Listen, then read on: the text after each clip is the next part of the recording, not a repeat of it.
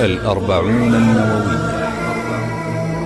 على القرآن محياي، على القرآن، على القرآن، على القرآن محياي. الحديث 41 عن أبي محمد عبد الله بن عمرو بن العاص رضي الله عنهما قال: قال رسول الله صلى الله عليه وسلم: لا يؤمن أحدكم حتى يكون هواه تبعا لما جئت به.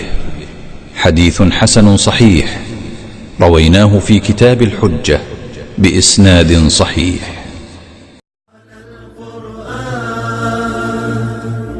على القرآن محياي، على القرآن، على القرآن، على القرآن محياي، على القرآن.